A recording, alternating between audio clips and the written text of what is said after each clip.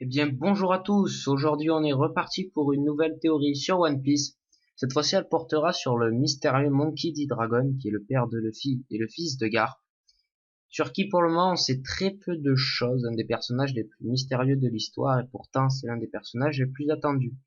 Donc, je vous préviens d'avance, cette théorie n'a pas été écrite 100% par moi. Il me semble qu'elle a tourné sur la communauté anglophone de One Piece. Donc, maintenant, commençons la théorie. Donc déjà, on sait qu'Eiichiro Oda s'inspire énormément de mythologie pour écrire One Piece. Donc dans cette théorie, on va se servir de la légende chinoise des rois dragons. Donc il existerait 4 rois dragons, l'un qui serait plus fort que les 3 autres, et qui s'occuperait dans l'ensemble de régler le climat, qui serait l'intermédiaire entre les dieux et les hommes. Donc ils ont tous les 4 des particularités, et ces particularités, on peut les associer aux 3 premiers amiraux déjà de la marine, donc qui seraient Akainu, Aokiji et Kizaru. Donc le premier provient de la mer occidentale, ce qui représente West Blue et est associé à la couleur rouge et à un chien. Bon, vous l'aurez compris, il représente Akainu. Ensuite, il y a un autre qui vient de la mer méridionale, qui est représenté par South Blue. Ce roi dragon est représenté par la couleur bleue et un oiseau, donc il représenterait Aokiji. Et le troisième vient de la mer septentrionale, qui est North Blue. Celui-ci est représenté par la couleur jaune et un singe. Bon voilà, là c'est Kizaru. Et le dernier, qui est le roi dragon le plus puissant des 3, vient de la mer orientale, qui est donc Est Blue, et serait caractérisé par la couleur blanche et le dragon.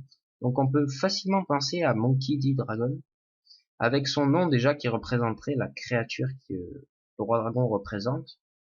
De plus, Dragon vient de Est Blue. Sa couleur blanche pourrait être associée à son probable fruit du démon de la tempête, comme plusieurs théories en pensent, quand on le voit souvent arriver avec justement une tempête dans la zone où il arrive, ou du fort vent, ou de la pluie. Donc avec tout ça, on peut penser qu'avant il y avait 4 amiraux chez la marine, sans compter l'amiral en chef, et Dragon serait donc à un moment ce 4e amiral. Donc pourquoi aurait-il intégré la marine? Déjà, son père c'est Garp, et on peut voir que le traitement qu'il a réservé à Luffy pour qu'il devienne de la marine a quand même été assez sévère, il lui répétait sans cesse, même si Luffy a fait l'opposé. Il est plutôt parti du côté des pirates. Donc je pense que Garp a fait pareil pour Dragon. Dragon a suivi, il devait être jeune et naïf comme à peu près tous les Monkey D. Il a dû suivre son père, puis une fois dans la marine, il a dû déjà progresser, parce que s'il représente vraiment le roi dragon qui est censé le représenter, c'était le plus puissant des 3, il a dû vraiment devenir fort, mais quand il a commencé à réfléchir, il a dû se rendre compte qu'il était pas bien où il était. Parce que la marine, leur idéologie, en quelque sorte, c'est de maintenir la paix. Ils obéissent au gouvernement mondial, donc les dragons célestes, qui est leur but, c'est d'affirmer leur pouvoir, leur supériorité face aux autres humains. Et Dragon, en voyant cela, aurait voulu justement quitter la marine pour créer son armée révolutionnaire qui, eux, au contraire, veulent que les humains soient égaux sur la Terre. Donc ça expliquerait pourquoi Dragon soit le chef d'armée révolutionnaire, mais fait partie de la marine un jour. Bon, maintenant on va un peu laisser Dragon de côté, on va faire un autre constat. Donc on a vu que les amiraux et les rois dragons avaient les mêmes caractéristiques. Maintenant on a vu au début de vidéo que les rois dragons s'occupaient du climat. Et les amiraux, on peut voir une sorte de parallèle aussi au climat avec donc Akainu la chaleur, Aokiji le froid, et Kizaru plutôt un climat neutre avec, pour moi, la lumière représente un peu l'ensoleillement normal sans qu'il fasse trop chaud ni trop froid. Et avec Dragon, ça rajouterait donc un peu le vent, la tempête. Donc on peut associer ça aux 4 saisons. Donc vous aurez compris qui représente qui. Donc vite fait Akainu, le soleil, enfin lui le soleil, l'été. Dragon donc qui serait l'automne avec le vent tout ça, les tempêtes fait souvent ce temps-là en automne. Donc Aokiji ça serait l'hiver et Kizaru qui serait donc le printemps. Donc ça vraiment ça renforce cette théorie en nous montrant que les 4 amiraux seraient donc liés si on rajoute Dragon dans la mêlée.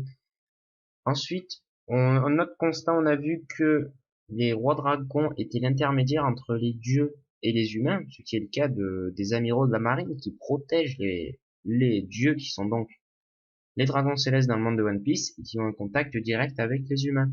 Donc vraiment, on peut voir que cette théorie est assez bien appuyée dans le manga, que je pense donc vraiment que Dragon a été un amiral, c'est tout à fait possible.